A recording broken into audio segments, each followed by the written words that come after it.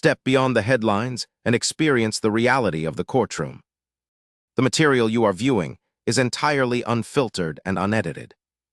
This is raw, documented footage from the front lines of justice, bringing you face to face with the unyielding truth. Keep your hands up. Don't lower them. Not even a little. You move when I tell you to move. My hands are up. I'm not resisting. I'm just asking what this is about. You'll get answers when I say you get answers. Right now, you stand still and follow instructions. Do you understand me? Yes, I understand. At 6:14 a.m. on a quiet suburban street in Falls Church, Virginia, 3 unmarked black SUVs rolled to a stop and blocked the driveway of a brick colonial home. 6 ICE agents in full tactical gear stepped out and moved toward the front door in formation. Within 90 seconds, they had dragged a black man in pajamas face down onto his own front lawn, zip-tied his wrists behind his back, and pinned him to the wet grass, while neighbors watched from porches, still holding their morning coffee. The man was Colonel Nathaniel Drayton, a sitting military judge in the United States Army Court of Criminal Appeals, one of the highest-ranking judicial officers in the entire military justice system. His wife stood in the doorway screaming. His 2 daughters, 11 and 14, clung to her sides, sobbing. No warrant was presented, no crime was named, no identification was requested before force was used. Across the street, a retired FBI supervisory special agent was already on the phone, dialing a number in Washington before Drayton's knees had even touched the ground. Senior Agent Victor Peretti was 44 years old and had spent 16 years with Immigration and Customs Enforcement, assigned to enforcement and removal operations. Inside the agency, he was known as a closer, someone who hit his deportation quotas and didn't ask too many questions about how he got there. He had a reputation for running operations in affluent neighborhoods, targeting people of color he seemed to decide didn't belong in the houses they owned. 7 formal complaints of racial profiling had been filed against him over the past decade. Every single one had been reviewed internally and dismissed. His partner that morning was Agent Bryce Nolan, 31, 5 years on the job, a man who had never once questioned Peretti's judgment or challenged a single call he made. He followed orders, stayed quiet, and kept his head down. The third key figure in the operation was Agent Kevin Scholl, 36, who had handled the surveillance and database work that led the team to the Drayton home. Scholl had pulled an address from an outdated system, matched it to a name flagged for removal, and never once cross-referenced with current records. He got the wrong house entirely. And Peretti, who should have verified every detail before authorizing a pre-dawn operation, never checked. He saw the neighborhood, he saw the name, he made his assumptions, and he sent 6 armed agents to the front door of a man who had served his country for 23 years. Colonel Nathaniel Drayton was 47 years old. He had graduated from West Point at 22, commissioned as a second lieutenant, and entered the Judge Advocate General's Corps, where he spent the next 23 years climbing through the ranks of military law. He had served as a trial counsel in courts-martial involving senior officers. He had presided over war crimes tribunals. He had been appointed to the United States Army Court of Criminal Appeals, one of the most powerful judicial bodies in the military justice system, where his rulings carried weight across every branch of the armed forces. His wife, Dr. Simone Drayton, was a board-certified cardiologist at Walter Reed National Military Medical Center. Their daughters, Amara, 14, and Nadia, 11, attended a private academy in Arlington and were both honor roll students. The family had lived in the same brick colonial in Falls Church for 9 years. They were active in their church. They knew their neighbors by name. Drayton held a top-secret security clearance, which meant his background had been investigated more thoroughly than most people could imagine. Financial records, travel history, family connections, foreign contacts, all of it scrutinized and cleared at the highest level. He was, by every measurable standard, one of the most vetted human beings in the United States. And none of that mattered at 6:14 on a Tuesday morning when 6 agents decided he didn't look like he belonged in his own home. The operation was flawed before a single SUV left the staging area. ICE had been searching for an undocumented individual flagged for removal, a man named Arturo Belmont who had lived at the Falls Church address 2 owners and more than 6 years prior. Agent Kevin Scholl ran the database query using an outdated immigration enforcement system that had not been synced with current property records, county tax filings, utility accounts, or voter registration rolls. Every single one of those records clearly showed the home belonged to the Drayton family. Scholl never checked. He pulled the address, matched it to the flag, and handed it to Peretti as confirmed. Peretti didn't verify either. He looked at the neighborhood, looked at the name attached to the file, and made a judgment that had nothing to do with evidence. In his mind, the person living at that address didn't match the zip code. He greenlit the pre-dawn raid without hesitation. No judicial warrant was obtained. Peretti told his team they would rely on administrative authority, a legal gray area that allowed ICE agents to conduct certain enforcement actions without a judge's signature. It was a loophole Peretti had exploited dozens of times before, always in neighborhoods where the people he targeted were unlikely to know their rights or have the resources to fight back. This time, he had chosen the wrong house, the wrong street, and the wrong man. The agents arrived at 6:10 a.m. 3 black SUVs with no markings pulled onto the street in a staggered formation, blocking the driveway and part of the sidewalk. Peretti was first out of the lead vehicle. He crossed the lawn in 4 quick strides and pounded on the front door with the side of his fist. The sound echoed down the quiet street. Dr. Simone Drayton opened the door in a bathrobe, still half asleep. Before she could speak, Peretti and 2 agents pushed past her into the foyer without clearly identifying themselves or stating their purpose. She stumbled backward into the hallway wall. "Federal agents," Peretti said over his shoulder, already moving toward the staircase. Drayton appeared at the top of the stairs moments later. He was calm. He walked down slowly with his hands visible. "I'm Colonel Nathaniel Drayton, United States Army. What is this about?" "Shut up and get on the ground," Peretti said. Drayton didn't move. "I'm asking you to identify yourselves and present a warrant." Peretti stepped closer. "We don't need one for people like you. Get down, now." 2 agents grabbed Drayton by the arms and dragged him toward the front door. He did not resist. His bare feet scraped across the hardwood, then the concrete steps, then the cold, wet grass of his own front yard. They forced him face down onto the lawn and zip-tied his wrists behind his back. His pajama shirt rode up, his face pressed into the mud. His 11-year-old daughter Nadia ran out the front door, screaming for her father. Agent Bryce Nolan stepped into her path and shoved her backward toward the doorway with both hands. The child hit the doorframe and crumpled. Dr. Simone caught her and screamed, "He's a federal judge! He's a military judge! What are you doing?" Peretti glanced back and laughed. "Sure he is." By now, lights had come on in houses up and down the street. Figures stood on porches. At least 4 phones were recording. Ring doorbell cameras on 3 neighboring homes captured the full scene in high definition with clear audio. Every word, every shove, every second of it preserved. Directly across the street, standing motionless on his front porch, was Leonard Osei. He was 63 years old and had spent 28 years as a supervisory special agent with the Federal Bureau of Investigation before retiring 4 years earlier. He had overseen federal task forces, led civil rights investigations, and testified before congressional committees on law enforcement oversight. He knew exactly what he was watching, and he knew immediately that every part of it was wrong. No warrant was served. No identification was presented at the door. The agents entered the home without consent. Force was used on a compliant individual. A child was physically pushed by an armed federal agent. Osei reached for his phone and began recording. But unlike the other neighbors, he didn't just point the camera, he narrated. He spoke in the steady, measured voice of a man who had documented scenes like this for 3 decades. He stated the time, the number of agents, the vehicles, the lack of paperwork, the level of force. He described Drayton's compliance and the agent's escalation. He captured Peretti's words clearly. "We don't need one for people like you."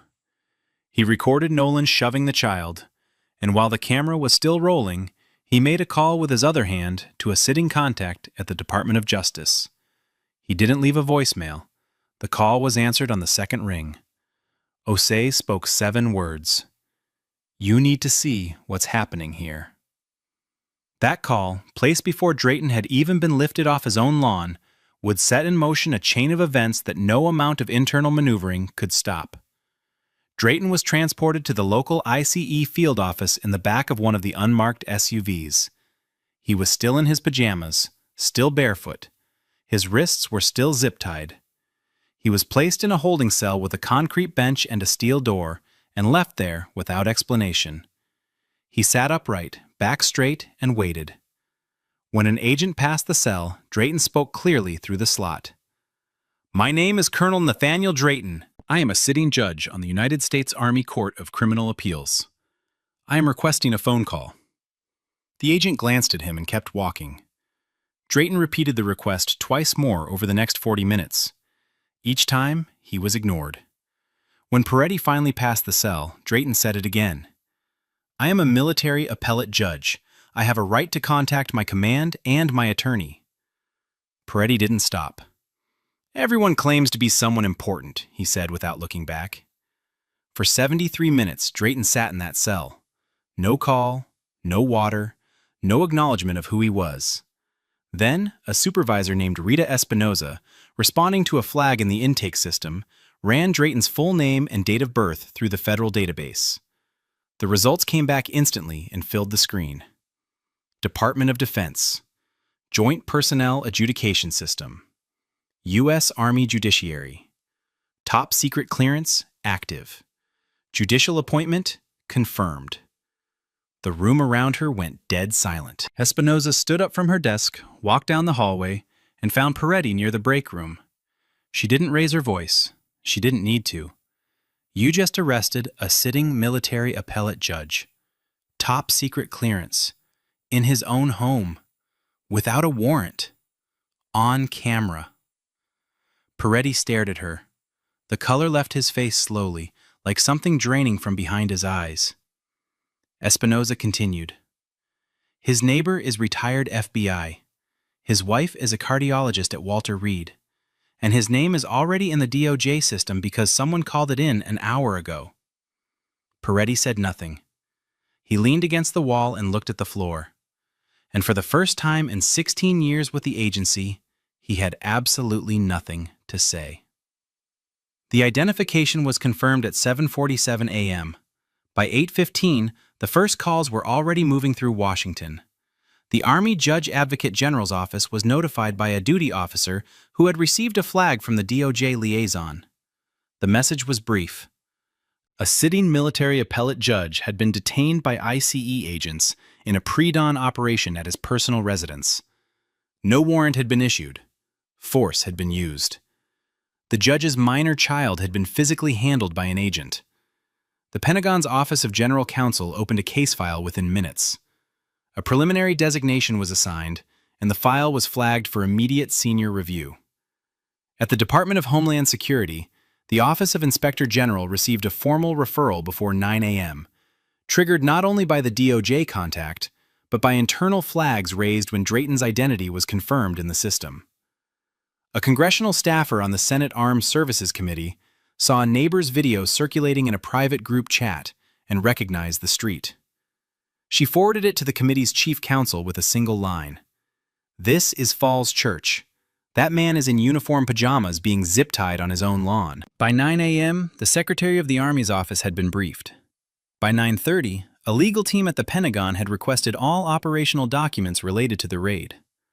By 10 a.m., the incident was moving through Department of Defense legal channels at a speed normally reserved for combat zone emergencies or the death of senior personnel. Phone lines between DHS, DOJ, and the Pentagon carried the kind of controlled urgency that meant someone very high up had already decided this would not be buried.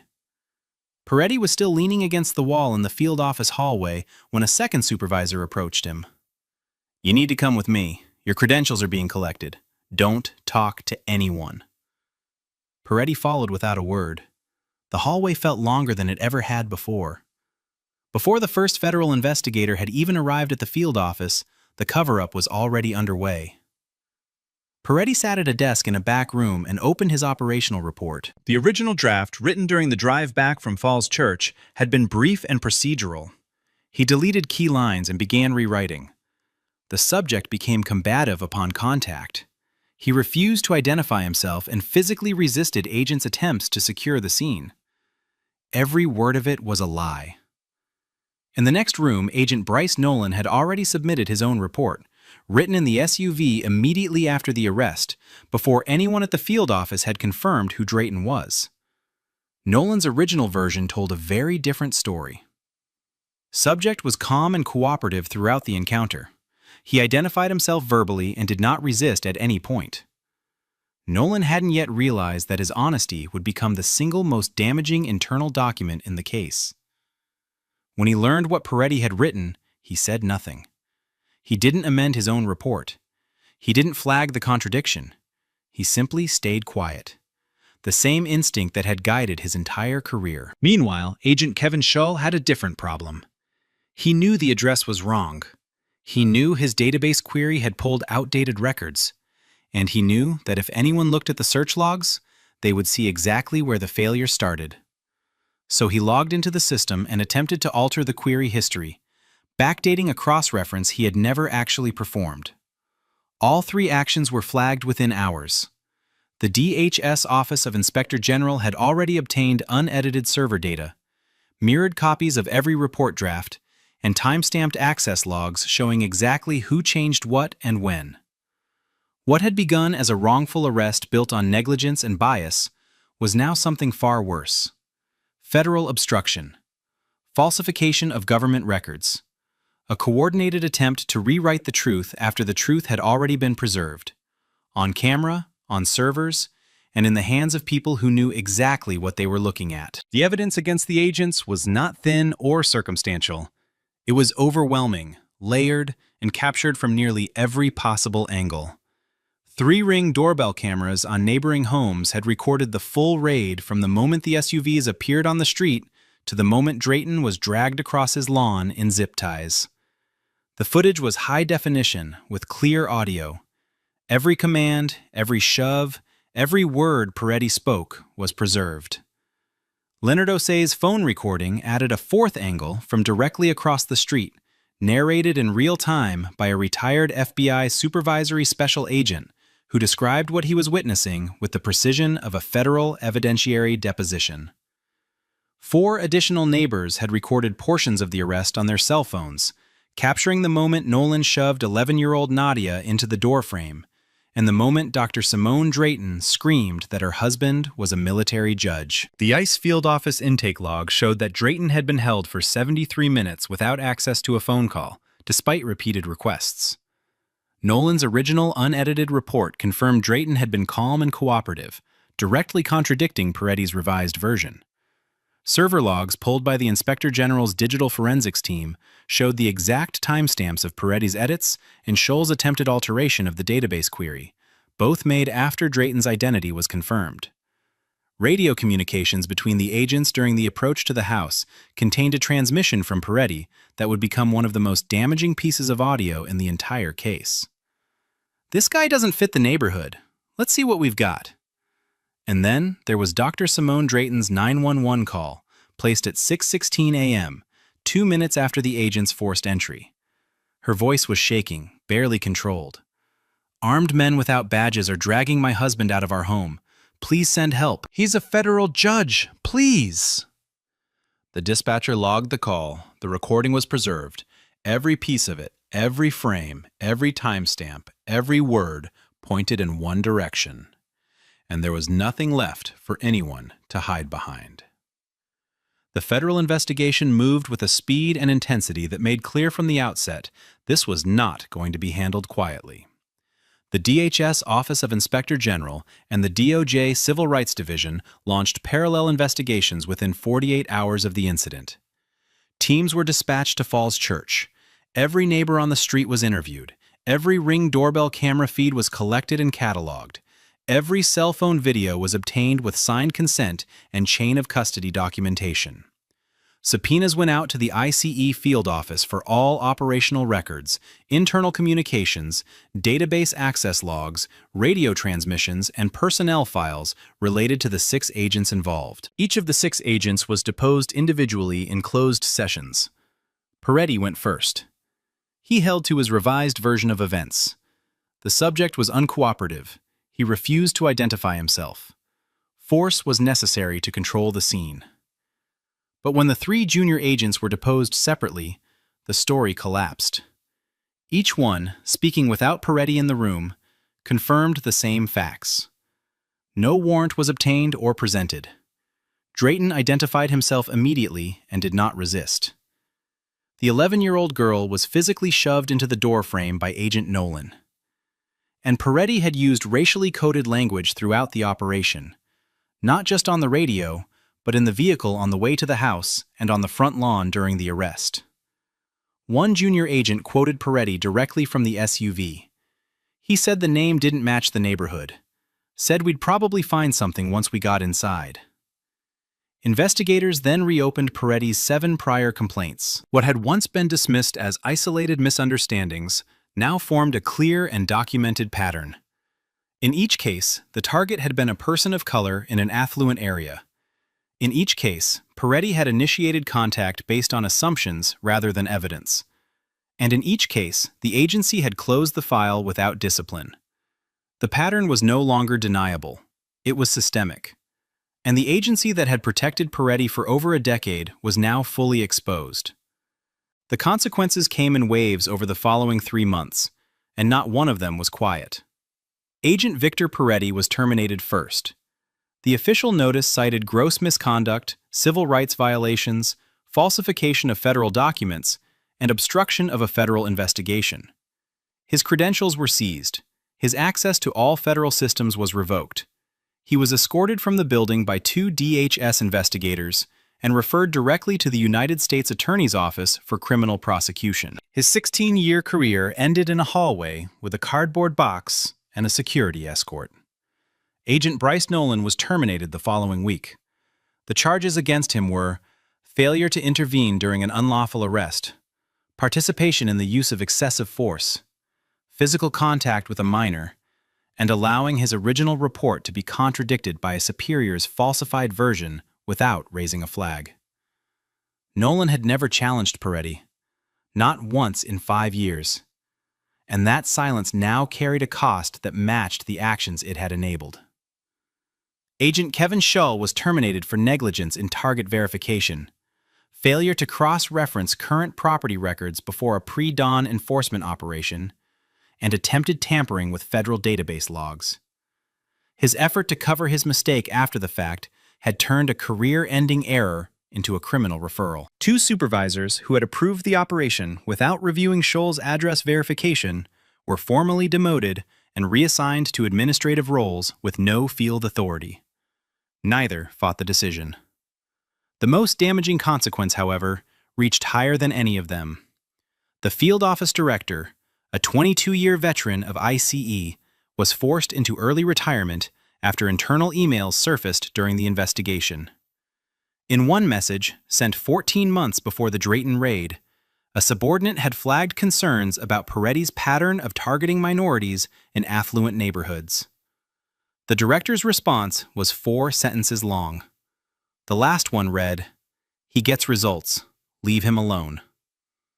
That email was entered into the federal record. It would follow every name attached to it for the rest of their professional lives.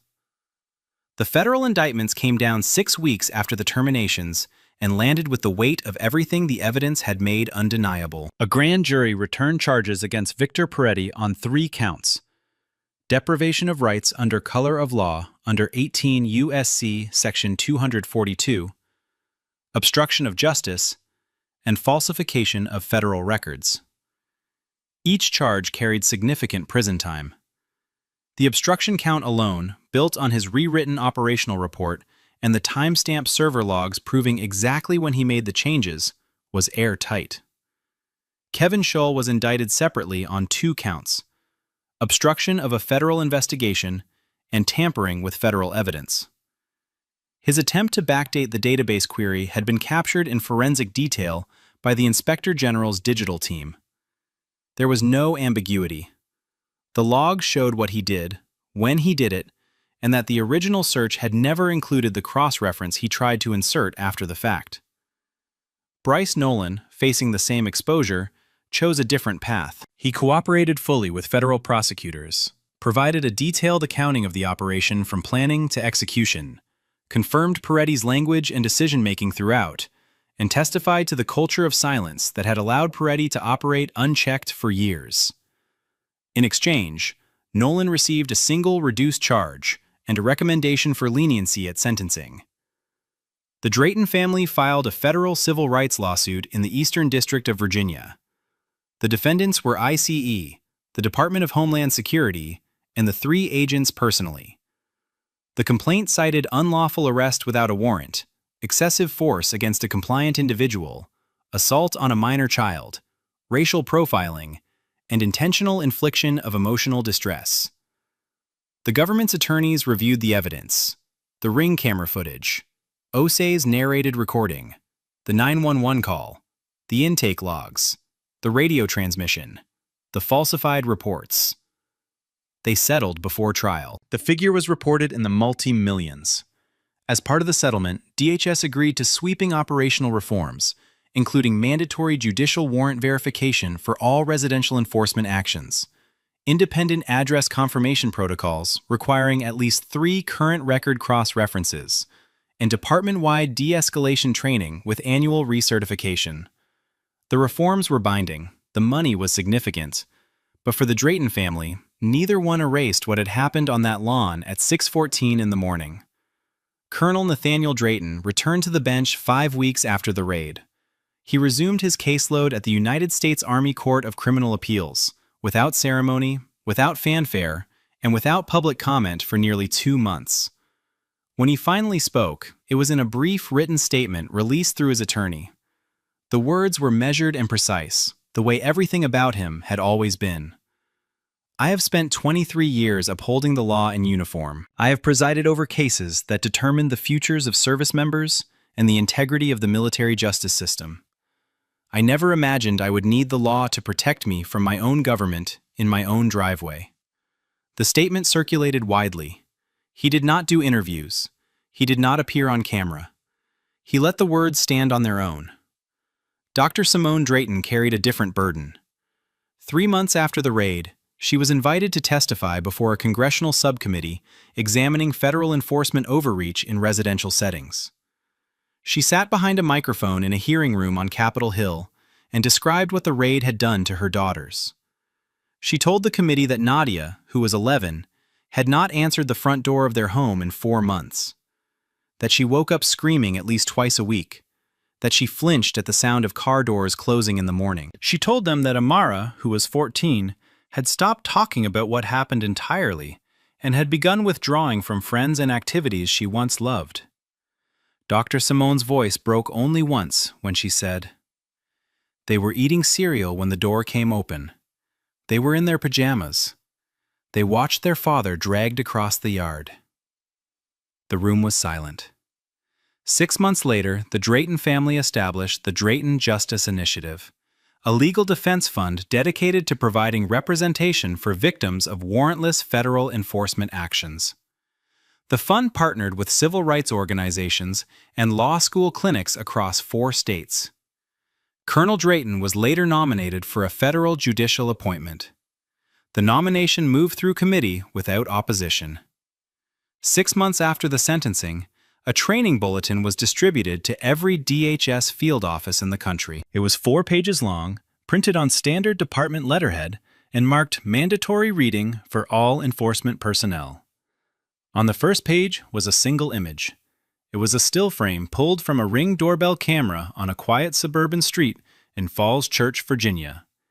It showed a black man in pajamas lying face down on his own front lawn. His wrists were bound behind his back with zip ties. His bare feet were visible against the wet grass.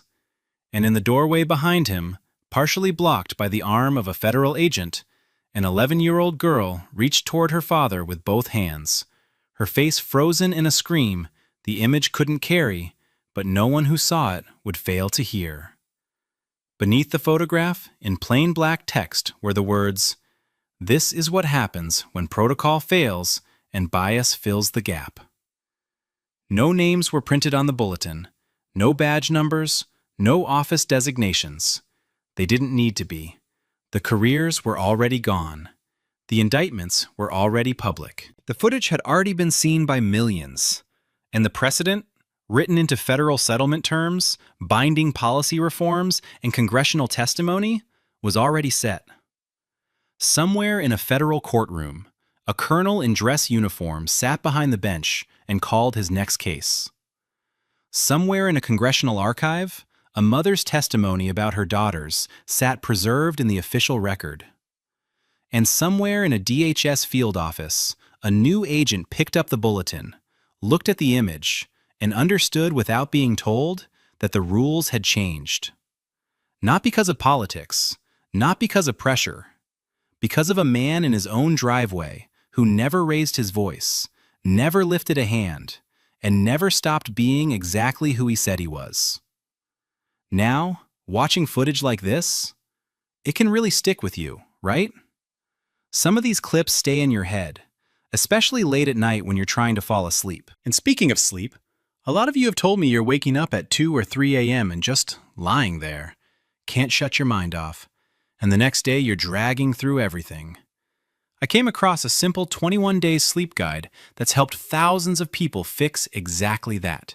No pills, no apps, no gadgets, just a step-by-step plan that actually works. It's only $15. I put the link in the description if you want to check it out. All right, I'll catch you in the next one. In our relentless pursuit of the truth, we refuse to look away. We are committed to holding power to account, because at the end of the day, the records don't lie. Thank you for watching our channel.